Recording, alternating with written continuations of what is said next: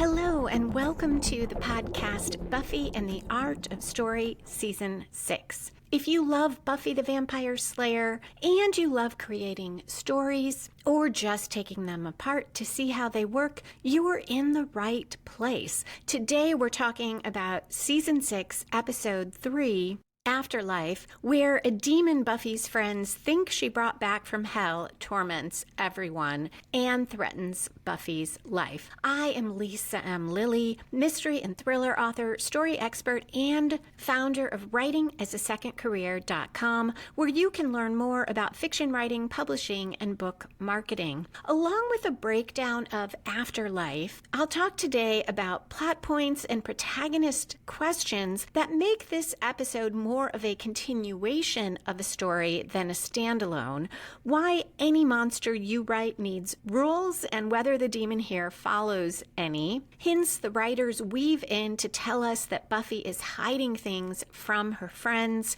and the many seeds Afterlife sows for season-long character and relationship arcs. But I will only talk about spoilers at the end when I get to foreshadowing, and I'll give you plenty of warning. Okay, let's dive into the Hellmouth. Afterlife aired the first time on October 9, 2001. It was written by Jane Espenson and directed by David Solomon. Every story should start with an opening conflict to draw the viewers or readers in. Sometimes it relates to the main story, sometimes not. Here it picks up exactly where bargaining part 2 left off. Tara, Anya, Xander, and Willow walk through that alley. I should say hurry through that alley, worrying that they don't know where Buffy went, reassuring themselves that it really was Buffy they encountered. Xander tells them not to worry about the fires and danger around them. He says his senses are primed for danger.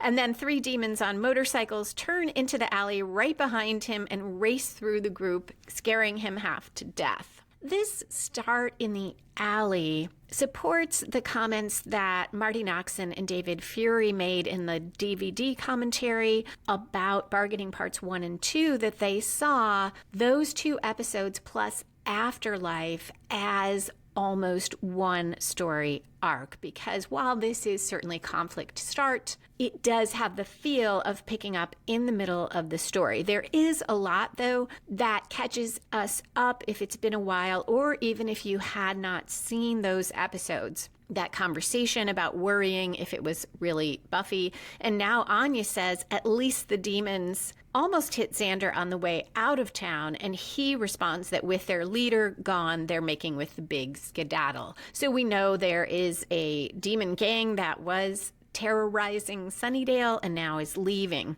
and that the group killed the leader, or that Buffy did.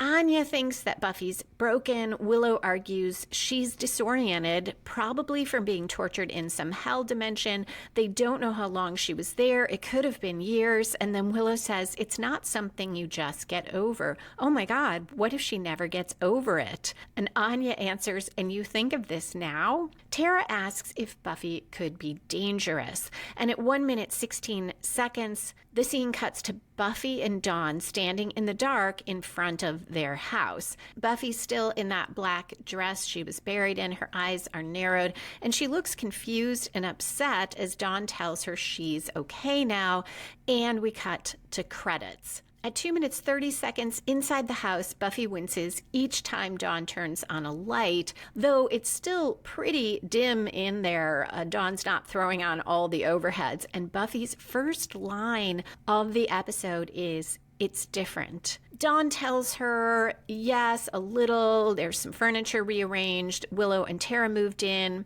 and they see Willow's computer at the end of the dining room table.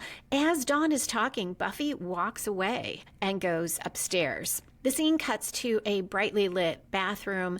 Buffy's now wearing a collared white shirt that's open as Dawn cleans dirt off her neck. Her hair is combed and in a ponytail. She looks more like herself, except that her expression is still flat. Dawn jokes about how Joyce used to say, "Wash that neck or plant potatoes." Buffy doesn't react, and Dawn says, "Yeah, I never thought it was that funny either." She sees the blood on Buffy's knuckles and tells her she'll take care of that, and Buffy walks off again to look at the bedrooms. She winces again when Dawn turns on the light in Joyce's room. Buffy asks Willow and Tara, and Dawn says, yes, it's the biggest room. And then Buffy starts to walk away again. Dawn asks her to stop. Can't they just sit down and talk? But Buffy wants to know what else is different. And I see this as piling on for Buffy. She already thought in the last episode that this world was hell. Now she's home, but it's not the home the way she remembers. I see Willow and Tara moving into Joyce's bedroom as symbolic. Of course, it makes sense. And Joyce was gone before Buffy died, but I'm guessing for Buffy, this doubles down on that. She can't ever go home to the home where she really felt safe and loved and cared for, because that's when Joyce was there, and Joyce is not coming back. So when she asks what else is different, Dawn says, "Do you mean about the house or?" And then goes on to tell her it's so weird that Giles just left that morning and that they'll call him. Buffy starts to ask something else, but she doesn't finish her sentence. She's clearly struggling to find the words and finally says, "What will you say to him?" She's uneasy when she hears someone at the door, but Dawn says it's just Spike, and we hear him call out for Dawn, really angry that she disappeared on him.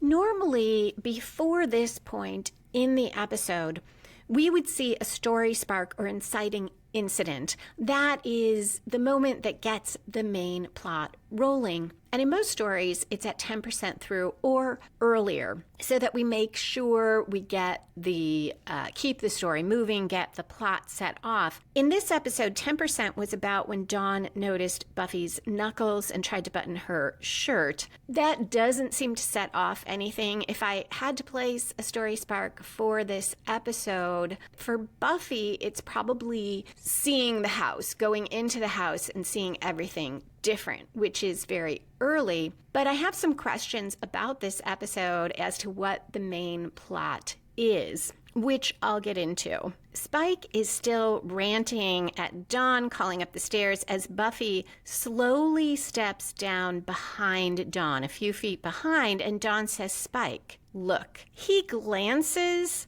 at Buffy, but doesn't take in what he's seeing and just says he's seen the bloody bot before. He didn't think she could be patched up. And then, as he's talking, he stops and his eyes widen in shock, in wonder. Buffy now, for the first time, has her eyes, I don't know how else to put it, but they're open. Before this, she was still squinting against the light, but now she meets Spike's gaze. Dawn tells him Buffy's been through a lot with the death, but she thinks that she's okay. As Dawn says that, Buffy suddenly looks down and buttons her shirt, which is open to about midway.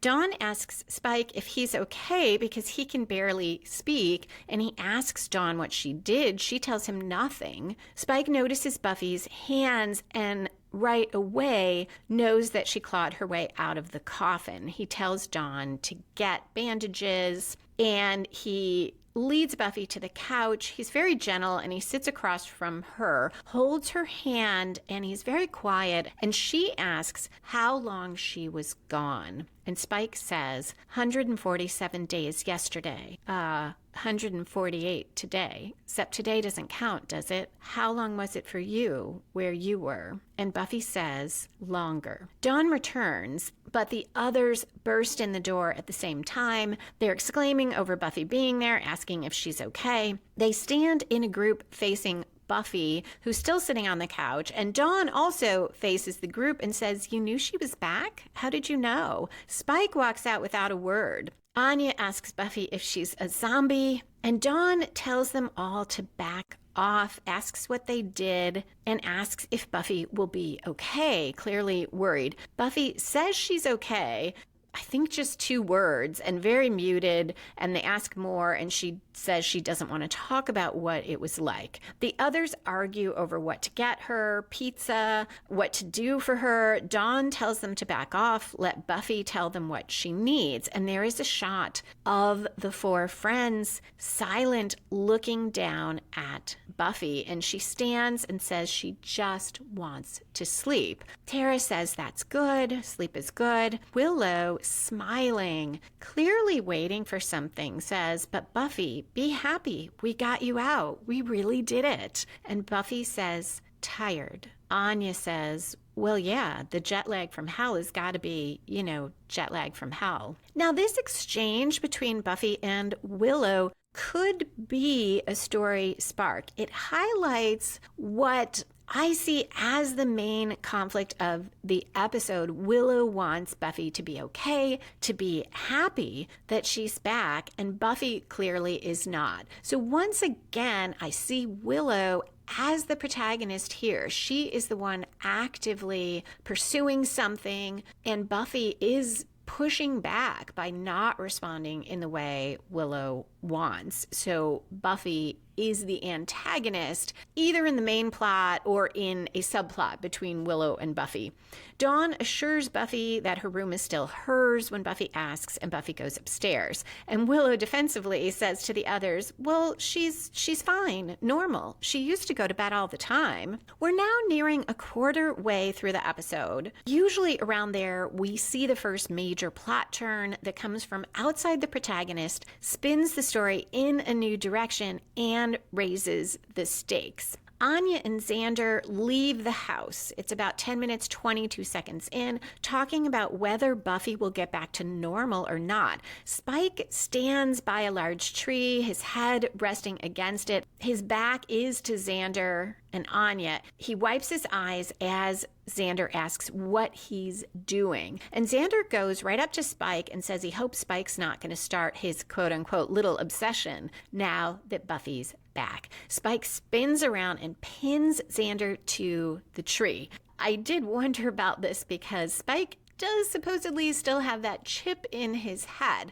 I had canoned it that he's not meaning to hurt Xander. He's just pushing him up against the tree. I did see something on the Buffy wiki where they said if you look really close, you see Spike wince as he does it. I'm not sure that's consistent with what we've seen of the chip before, but it's such a great moment regardless. And Spike says, you didn't tell me. You brought her back and you didn't tell me. And Xander says, well, now you know. Spike responds, I worked beside you all summer. And Xander is a little awkward here, maybe does feel bad because he says, we didn't tell you. It was just, we didn't, okay? And Spike tells them he figured it out. Maybe Xander hasn't, but Willow knew Buffy could come back wrong, so wrong that they'd have to send her back. And Spike would never let her do that, and that's why Willow shut him out. And Xander says, oh, Willow would never do that, meaning never try the spell if she knew it could go so badly. And Spike says, oh, is that right?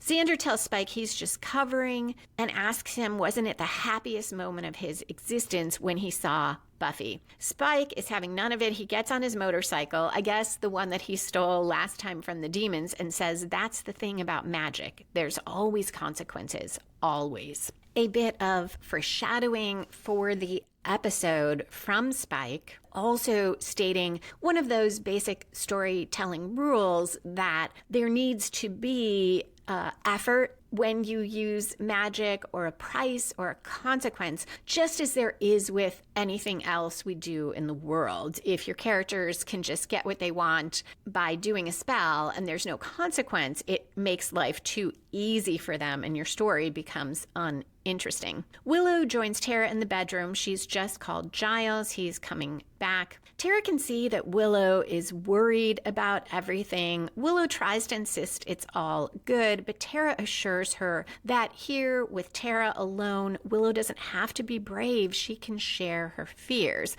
And Willow admits she's not unworried. They talk about when Angel came back from hell that Buffy told them he was wild like an animal. Tara reassures Willow that Buffy's not like that. But Willow's still uneasy. Tara holds her and says she thinks some of it might be that they assumed crash positions. They weren't ready for the spell to actually work. But Willow says if things did go right, wouldn't Buffy be so happy they brought her out? And Tara quietly says, "You thought she'd say thanks. Be more grateful." And Willow responds, "Would I be a terrible person if I said yes?" Tara tells her, "Give Buffy time, she'll get there."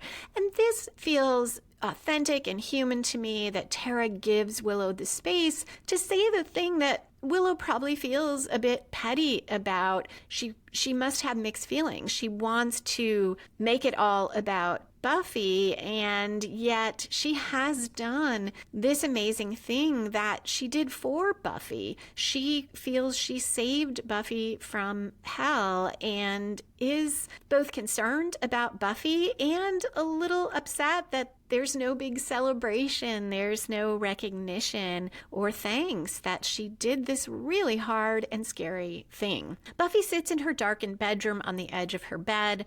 Then she goes to look at photos of herself and her friends, and all their faces turn into skulls. We're about 16 minutes through, so about a third of the way through the story, and that major plot turn I mentioned hasn't quite happened. This could be a turn of sorts because now we see there is something more going on than Buffy just coming back not quite herself. And given Spike's warning, this could be that turn, but it also could be just something else wrong with Buffy. In a moment, though, we're going to get a clarification that there is a monster, a demon involved.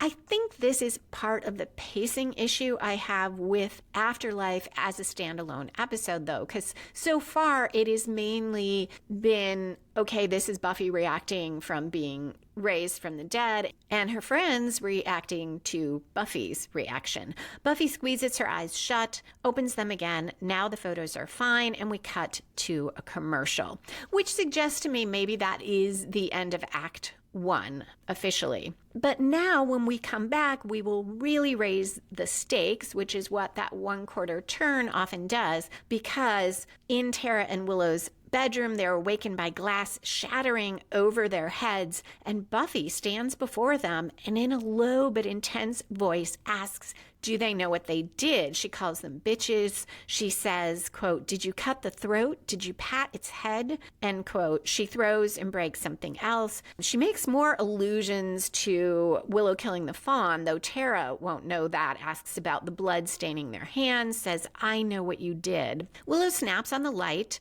and there's no Buffy. Tara also notices there's no glass. So nothing actually broke. They look into Buffy's room, and she's asleep and seems peaceful. She's under the covers. Back in their bedroom, they conclude it can't be a dream since they both experienced it. Tara asks what it was talking about. Did Willow understand? And Willow claims she didn't. There are more sounds, and they look at the walls, and it looks like there's something moving under the wallpaper, and it seems to exit the room. And they worry about whether it's after Buffy. We cut to Xander's apartment. Anya's trying to get him to wake up because she can't sleep. Finally, the phone rings. It's Willow, waking him immediately. And Anya gets out of bed as Willow tells him what happened. She says it was like Buffy was possessed, and at that moment, Anya returns with a butcher knife, laughing this high-pitched, eerie laugh, and cuts her face, then collapses on the floor.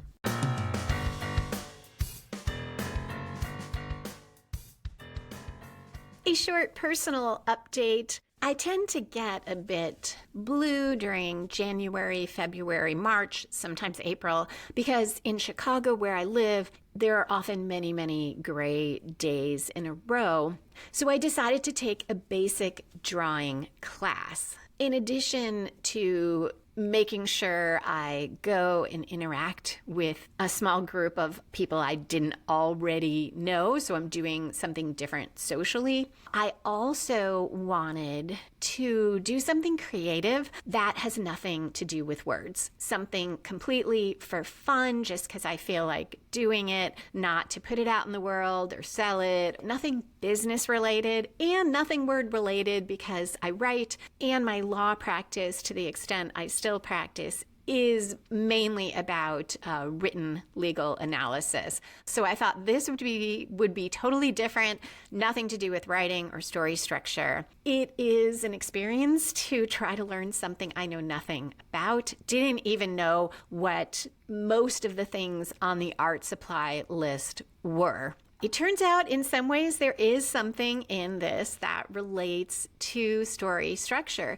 because the instructor put out shapes for us, cubes, cones, globes, set out on a table, and told us to pick about a third of it and draw them on our paper. And this was the first time I really didn't feel so much like I was struggling, and here's why. Because he told us something that those of you who know anything about art, I'm sure already know. He said, before we started, draw lines on our sketch pad, one on each side, then one in the middle.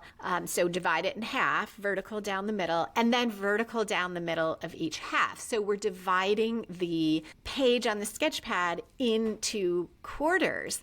And then he showed us how to look at the shapes on the table and figure out where they should be, where they fell in those quarters. And it helps with perspective so that you don't start drawing your first shape and maybe it's too big. So by the time you get to what's the end of the real life shapes, now you're having to squish the last shapes in to fit. Just like I look at quarters of stories. And it struck me particularly now because I've been immersed in rewriting my latest novel, and I rewrite based on quarters. And I had just finished the third quarter, realized it was both a bit too long and didn't have enough momentum. So I went into the fourth quarter, took a vital scene and moved it into the third quarter, then cut out some things that weren't moving the story and got it where the third quarter was the same length, roughly, in terms of word count as the first and second quarter. And making that cut also shortened the fourth quarter, which had been too long. So I was essentially doing the same thing of in visually making sure that the shapes would fit and be the right size for each quarter. And by doing it that way, you get a full drawing where everything is proportionate. And that's essentially what I do when I rewrite my novels. Anyway, it was so much fun. It was so relaxing. I really enjoyed engaging in this other type of creativity. And turns out it gave me a little more excitement about the revisions I was doing.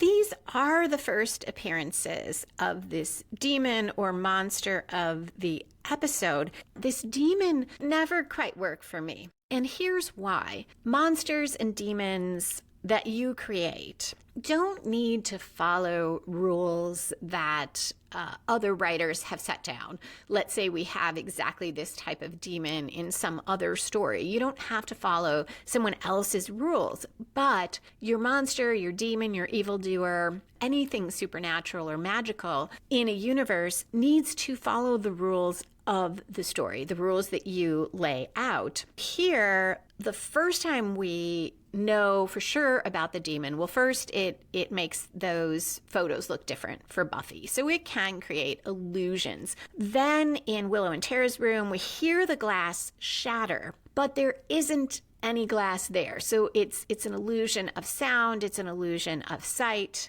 And then we see Buffy, but though Willow says to Xander it seemed like she was possessed, that doesn't from what we see as the audience, seem to be the case, because Willow snaps on the light. Buffy is standing right there. She snaps on the light, and there's nothing. No Buffy. They go to look at Buffy in her room, and she's under the covers. There wasn't time for this demon to just zip out of the room the instant Willow turned on the light, and then put Buffy back under the covers so that she's sleeping peacefully and soundly. And in fact, when we see it again with Anya, Anya doesn't just disappear. She collapses on the ground. Now, so far, maybe it's consistent. We don't know the rules just yet. And Anya slicing her face, we'll find out in a moment, the real Anya does not have her face sliced. So unclear what all the rules are here, but that's what we've got so far. And later there are some things that seem inconsistent about the rules. So keep that in mind as we go forward. The scene cuts to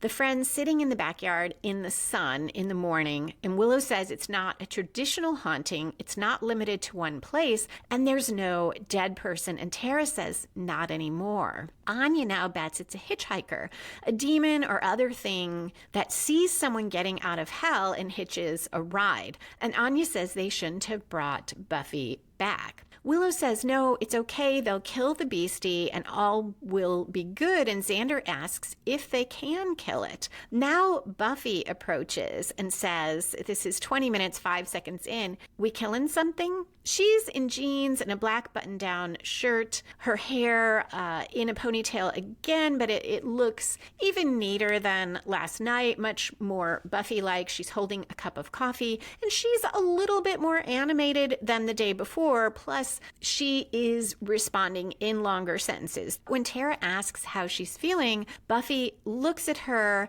but ignores the question and asks what they're killing. So this is that first hint that Buffy is hiding things from her friends, or at least she's, if not hiding, she's avoiding. She's unwilling to tell them how she feels. And Anya says, a demon you brought back from hell with you. Willow glares at her and Buffy just says, oh. Buffy tells them about the photos turning to skulls. She pauses in the middle of her sentences a couple times, seeming to lose her train of thought, but picks up again as if her brain is working slow or is super fatigued. Another sign that Buffy is not right. We've seen quite a few so far, from her not responding to Dawn, walking away from Dawn, and now having trouble completing thoughts or sentences. But she goes on, they were dead. I mean, we were dead, like dead bodies, but then they were okay. So I just, figured it was me. I was going crazy. Anya says, maybe you're going crazy from hell. And then she says, no, you're fine. At 21 minutes, 13 seconds, which is right about the middle of the episode, the others tell Buffy they're so glad she's back. They'll fix the haunting and still have her back, which is wonderful. And despite those words sounding very happy, they're all very muted because clearly they are looking to Buffy for some reassurance that she's okay, or at least maybe not looking to her for it or expecting it from her, but it is coloring how they feel. And Buffy once again doesn't respond to that implied question. She just says, we should get to work. Now, right around here, typically we'll see a midpoint major commitment by the protagonist or major reversal. If we see Willow as the protagonist, this is it's hard to say major reversal for her. It's a doubling down on what she has already experienced, that they keep saying, it's so wonderful you're back, Buffy. And Buffy is not responding. It is becoming more clear that Buffy, at least for right now, isn't happy. It's not all kittens and puppies and rainbows, as I think Tara or Willow says at some point. So it's a sort of doubling down on the reversal for Willow. And likewise, if we see Buffy as the protagonist, also somewhat of a doubling down on the pressure she's feeling from her friends wanting a certain reaction from her. But this isn't as strong a midpoint as we typically see. At 21 minutes, 30 seconds in the library, Anya's looking for possible hitchhikers. Well, all of them are. Dawn thinks she'd prefer small bone eaters over large bone eaters until Anya tells her that doesn't refer to the size of the demons, but what they like to eat. Small bone eaters prefer creatures with small bones, like Dawn. I love this line. There's quite a number of lines I enjoy in this episode. No surprise, it's written by Jane Espenson. All the Buffy writers are good at these funny, quippy lines, but I feel like Jane Espenson's are often the most fun. Willow's struggling a bit. She doesn't know if they should focus on how to kill the potential hitchhikers they already found or try to find more hitchhikers. Maybe they should split the work up. And Buffy, who's sitting alone at the end of the table, says abruptly that she misses Giles. So again, the friends are at one end of the table. Buffy alone is at the other. And when she says that, Willow takes it as an implied criticism, though she doesn't speak defensively, but she says Giles will be back in a couple days, and she knows that she's kind of a poor substitute, but they'll get it done. This is a little more tension between Willow and Buffy says she should patrol, and she heads for the door. They offer to go with. She says she'd rather go alone. Dawn, who Buffy hasn't even glanced at as she decides to leave, says, "You should go. I'll be safe here with the others. Don't worry about me." Buffy just leaves. And then Dawn smiles and her eyes roll and show only the whites of her eyes, and we cut to a commercial. That could be a major midpoint reversal there because now Dawn is directly affected by this demon, but it feels more like a progression through the friends. Buffy meanders through the graveyard, and we cut back right away to Anya coming into the magic box with a tray of coffee. She says how she found a 24-hour coffee place that used to be a bookstore, then became Books and Coffee, and now it's just coffee. It's like evolution without the getting better part. And it was something to hear that now, because when that episode aired, that was certainly happening, and now so many bookstores are gone completely. So Anya and the writers rightly pointed out that trend, though I do enjoy the coffee places as well for the hot chocolate, which is what Anya gives Dawn. She's handing out coffees and says, "And a hot chocolate for Dawn. She's too young for coffee." And Dawn, the whites of her eyes only showing, says, "Idiot." And Anya says, "You can have my coffee." The timing of this doesn't quite work for me because Buffy's already in the graveyard. Sure, Buffy is fast, but we see her kind of meandering. It doesn't look like she ran to the graveyard as fast as she could. And Anya was in the room when Buffy left, and she got coffee. So has Dawn been possessed by the demon this whole time, and no one has noticed that only the whites of her eyes show? Anyway, Dawn calls them stupid children, says, did they think the blood wouldn't reach them? And then she breathes flames and the books catch fire and Dawn collapses. Xander puts out the books. Dawn's still unconscious. And now we see something under the floorboards or the tile heading away, and it seems slightly bigger. So this is something that makes me question the rules for this monster. Xander had to put out the flames. So unlike the breaking of the glass, which didn't leave any shards, the flames are there. So there is more of a physical effect. Dawn collapses, though, like Anya did, so that is consistent. Maybe the demon's power is growing. And I did pull, just so that you don't just have to take my word for it, about rules and demons, a book called Writing Horror, a handbook by the Horror Writers Association. Now, this was published in 1997. It's been sitting on my shelf for quite a while, but I don't think this has changed. This is from an essay, No More Silvermeres, The Monster in Our Times, by Karen E. Taylor.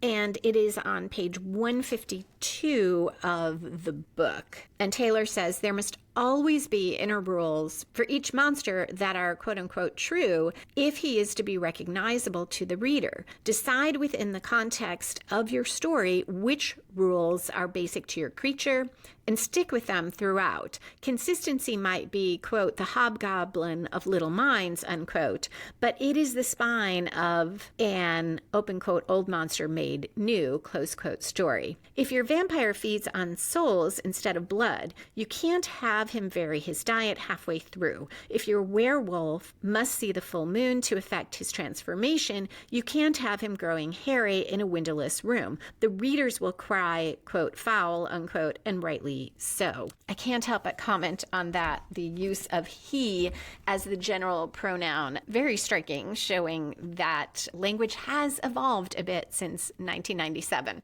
Buffy did play with all of these myths. With the werewolf myth, for instance, at one point, Oz doesn't need the full moon to change. Well, he doesn't from the beginning. They give him 3 nights to change, but then he doesn't need the moon's influence at all. But that is explained within the structure of the story. It doesn't just happen and get ignored. So back to Afterlife. The friends see the demon leave, and Anya muses on where it went and says, quote, evil things have plans. They have things to do, end quote. A great segue to Spike, who at 24 minutes 49 seconds is pacing his crypt. Clearly in the grips of deep emotion, he punches the wall, his hand starts bleeding, then he hears someone enter above and climbs up through that trap door with a weapon only to find Buffy. Buffy notices Spike's hand is hurt. He says hers is too, and she moves it behind her back.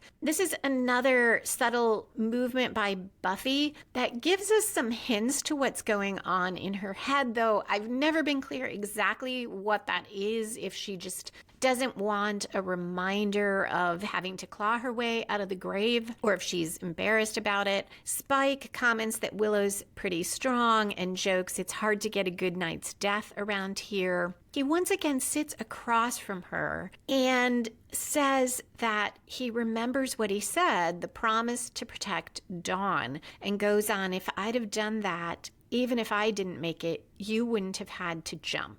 But I want you to know I did save you. Not when it counted, of course, but after that, every night after that. I'd see it all again, do something different, faster, more clever, you know? Dozens of times, lots of different ways. Every night I save you.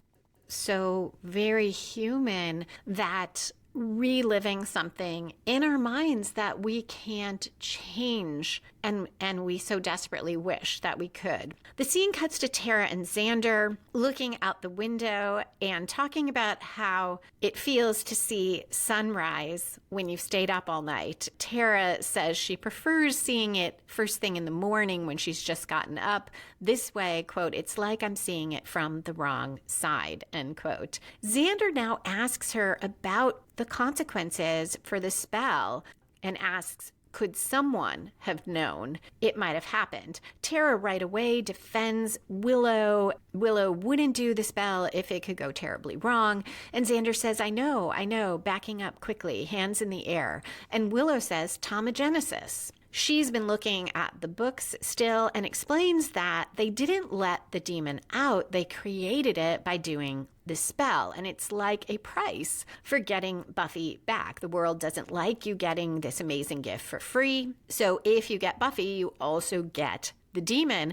And Anya says, technically, that's a gift with purchase. Willow says they can't see the demon because it's out of phase with this dimension. It doesn't have a body, so it's borrowing theirs or manifesting copies of them like Buffy. This I see as an attempt to explain that seeming inconsistency in what we saw when it was Buffy, but then Buffy's actually in bed versus Anya and Dawn who collapsed. And I guess the reason that they did it with Buffy that way is the writers did not want Buffy to know yet that there was a demon. They wanted her to find that out in the morning. That is an attempt to explain the rules.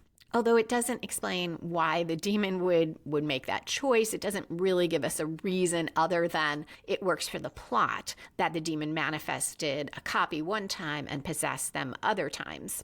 Dawn catches on right away that if they send the demon away, it's like the spell didn't exist. And Dawn is quite upset because that would mean Buffy never came back. And she says, if you think you can give her back to me and then take her away again, and she goes on, you can't mess with people's lives that way. which is a nice way to hit the point that Willow did not perhaps think through the consequences. I mean, we don't know. Maybe she did and still concluded, thinking her friend was in hell, that it was worth it.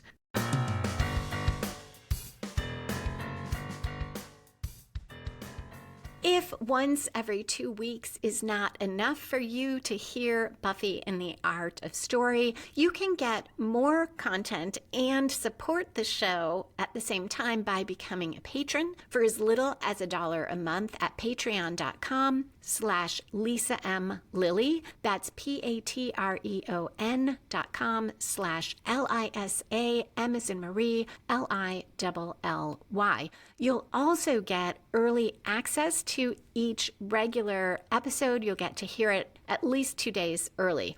I just recorded this month's bonus episode called Buffy Rises from the Dead, Bargaining Part 2 through Afterlife, where I go through the story from Buffy's point of view, starting with her waking up in that coffin. It really helped me sort out why there's some unevenness in the plot of, or the plots of the Bargaining Part 2 and Afterlife, and where Buffy's story fits and where she is clearly the protagonist. You'll also get access if you join to all the back bonus episodes. There are lots of them there. Another one from season 5 is God's Guilt and the Way to the World, where I talk about what Ben and Glory as characters say about gods in the Buffyverse, including the role of emotion for gods versus humans, and specifically for heroes like Buffy. There's also a breakdown of the pilot of Angel, the series, and a comparison of how Willow and Jonathan, remember him, deal with magic in the earlier seasons. At the $1 level on Patreon, you'll also get super simple story structure worksheets. And at the $5 level, in addition to the worksheets, you'll get an ebook edition of the book Buffy and the Art of Story Season 1. So if you missed that season of the podcast and would like to read it to catch up, or you just want to revisit it, you can get that. And if you're a writer looking for more help with your story, personalized help, at the $20 level, there are some options to get a free critique from me of your story structure or discounts on my critiquing services. Plus, you'll be helping support Buffy and the Art of Story along with the other patrons and ensure it continues to the end of season 7 and beyond. And a special thank you to everyone who already supports the show. It means so much to me and helps cover the costs of hosting the podcast. You can join at patreon.com/Lisa M. Lilly.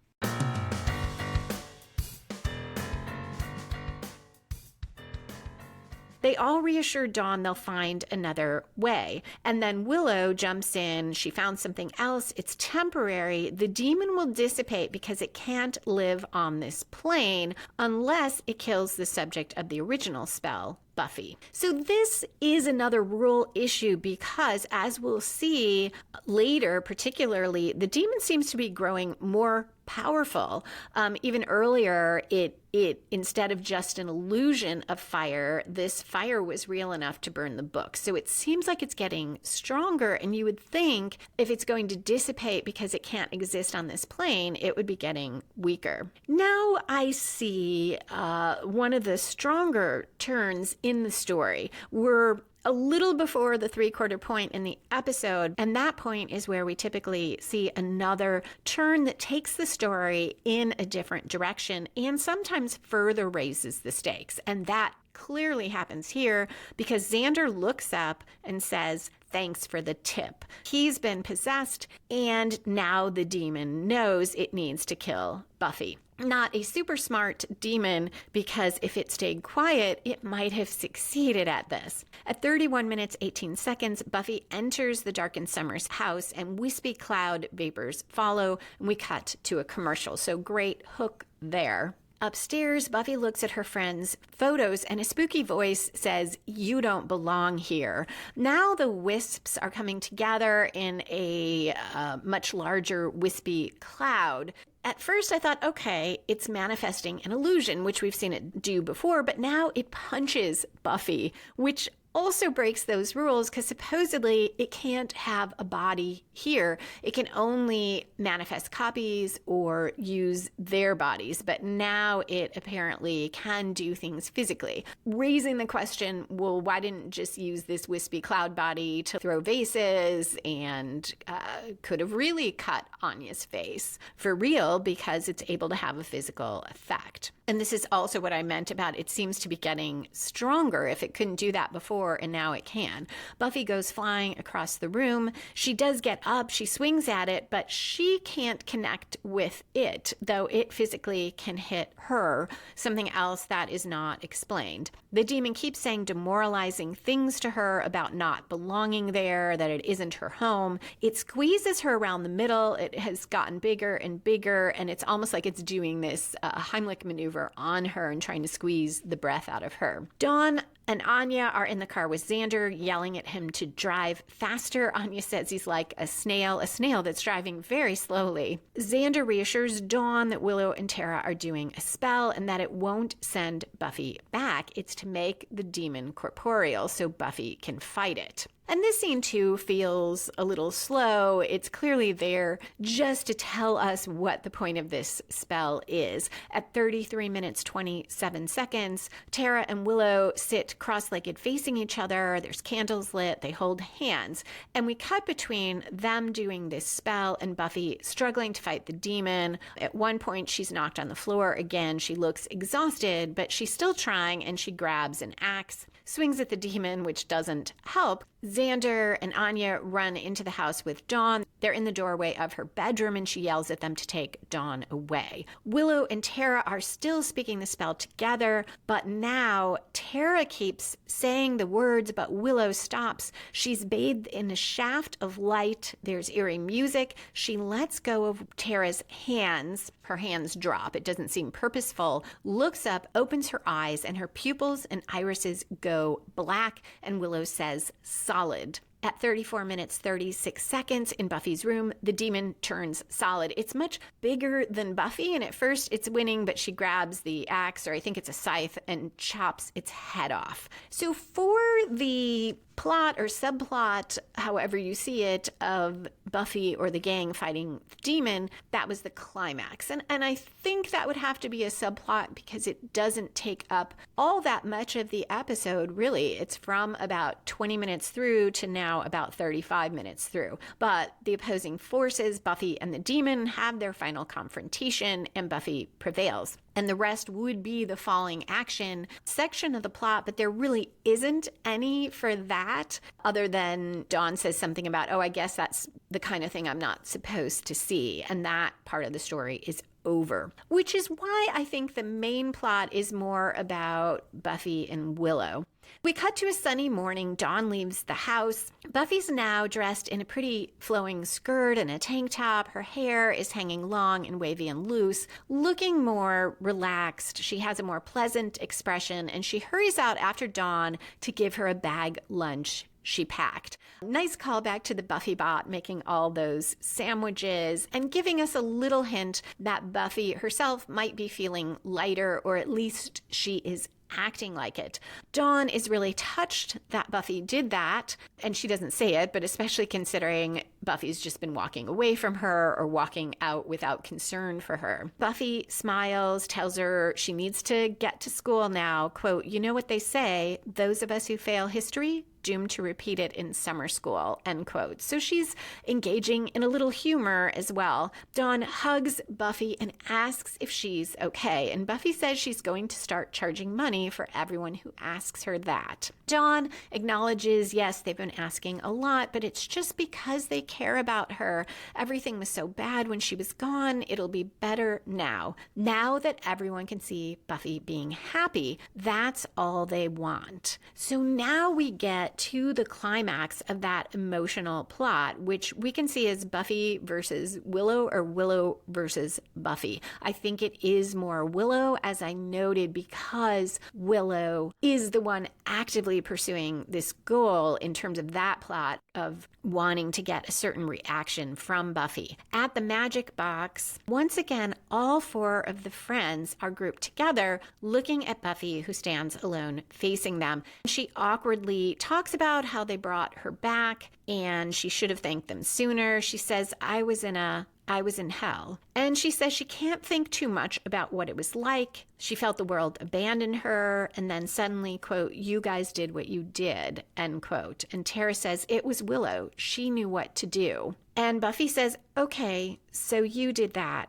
And the world came rushing back. Thank you. You guys gave me the world. I can't tell you what it means to me. And Willow says, you're welcome. She looks happy. She hugs Buffy. Xander joins the hug. And as the audience, we see what her two friends can't. Buffy in the middle, but her face, she squeezes her eyes shut. And it's clear that she's not all that happy. When she says they gave her the world and, quote, I can't tell you what it means to me, unquote, it is another clue that Buffy is holding back and avoiding. But this was the climax, that final confrontation between Buffy and Willow. Willow, as protagonist, prevails. She finally gets what she wanted from Buffy, a thank you and an acknowledgement of what she did. And it is a loss for Buffy because, as we'll find out, she had to lie to give Willow what she wants.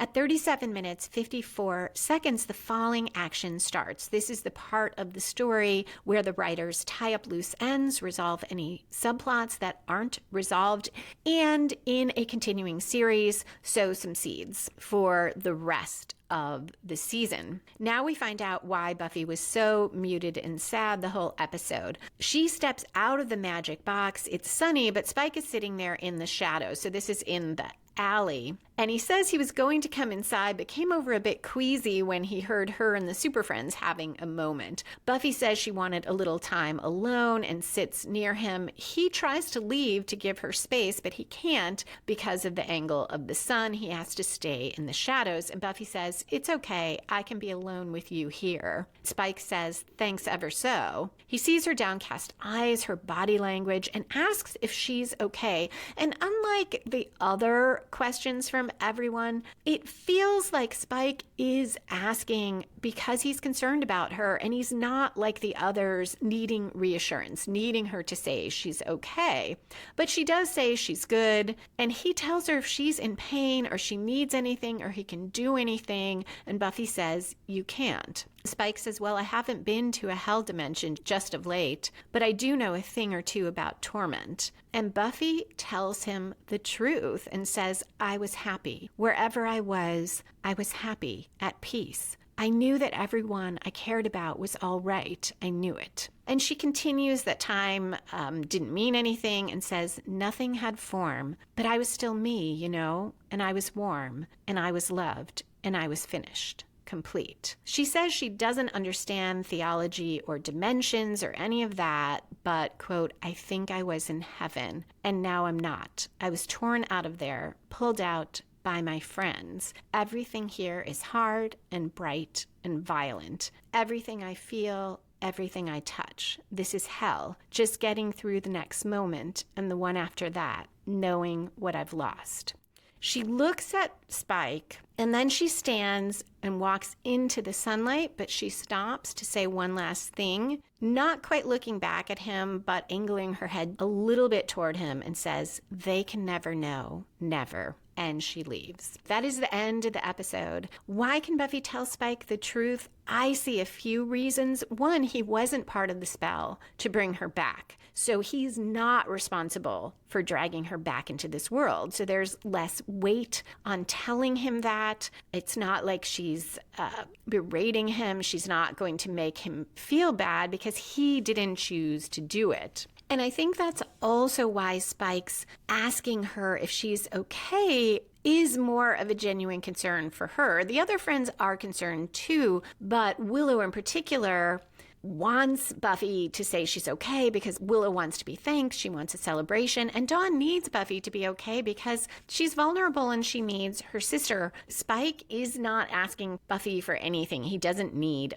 a certain response from her, so there's no pressure. And finally, Spike is a dark character. He has a very dark side. She's not afraid of upsetting or scaring him. Perhaps also she doesn't care how he feels or if she hurts him. Personally, I don't think that's it, at least at this point. I feel like it's more the other things that Buffy really can be alone with Spike. She can be herself with Spike. So that is it for this episode, other than foreshadowing. If you're not sticking around for foreshadowing and spoilers, thank you so much for listening. Come back in 2 weeks for the next episode, Season 6, Episode 4, Flooded, where Buffy struggles to deal with the day-to-day issues like debt, house repairs, and getting alone, and 3 humans team up to torment her using magic.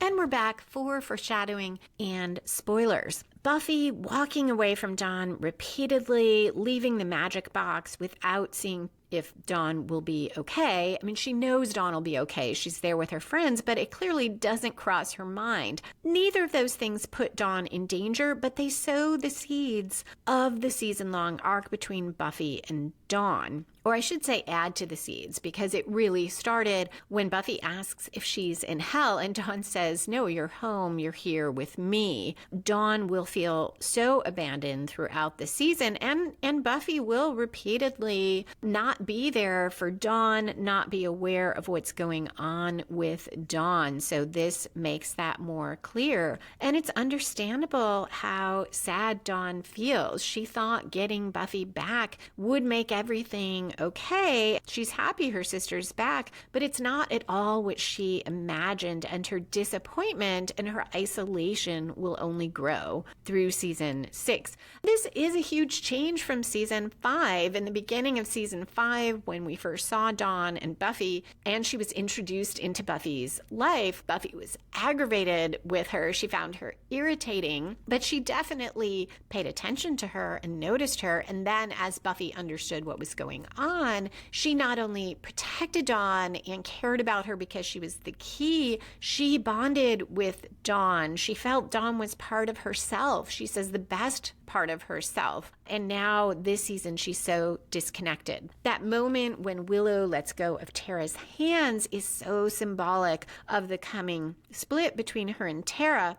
And of course, the moment where she looks up, her pupils turn black, and she says, solid, are all hints of Dark Willow to come and of how powerful Willow is, because that moment when she says that, that's when it happens. And I feel like this tells us Willow could have done this spell without Tara. We know she can do a lot of spells without Tara, but this is a pretty powerful one, and joining with Tara has brought her strength. She's learned from Tara, but now not only surpassed Tara, but has gone to a place Tara doesn't go. It is Willow. She's in that shaft of light alone. And both Spike and Xander in this episode raise how much Willow knew about what could go wrong. And we will see Giles directly confront that and say pretty much what Spike did, that things could have gone horribly wrong and made things worse. Willow responds something like worse than dead. But yes, both Spike and Giles tell us, yes, it could have been worse. Willow's comment about being a poor substitute for Giles, but they'll get it done, seeds her discontent and foreshadows her discontent with being treated like she is lesser than Giles, a poor substitute. Shows that conflict between her and Giles, where she has done this amazing thing and feels like Giles doesn't recognize that, where Giles comes from a place of seeing her as irresponsible and reckless. And Willow's feeling of being unrecognized, not getting gratitude or thanks will continue, because yes, Buffy has thanked her, But it's not like Buffy will seem overjoyed to be back, and Giles will definitely, I think, cut away any of the good feeling Willow had. And we'll also see her really push back against Giles and get more hints of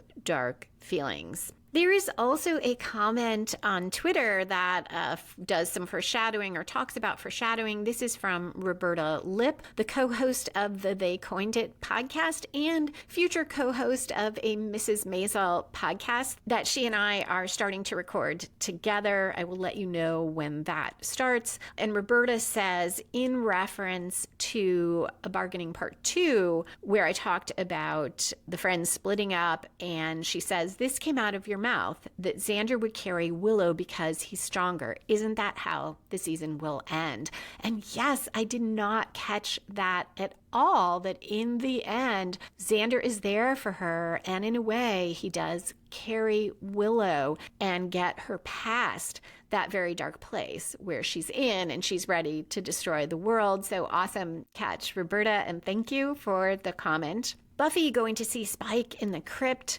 All the Buffy Spike scenes foreshadow the good parts of their relationship. He thinks she's there to hold him to account, but to me it reads that she came to the crypt because she needed relief from that pressure from her friends, from the intensity of them wanting her to tell them she's okay, and even her deep sadness. She feels more alone with them. Every scene in this episode, I'm pretty sure she is on one side, they are right on the other side. And Spike, those are the only times she sits with someone face to face, in the first scene with him, in the scene in the crypt, holding hands. She is connected in a way that she can't be with her friends. And then at the end, she sits next to him and she tells him the truth. And I've already said why I think that is. And I also think that's why she went to the crypt.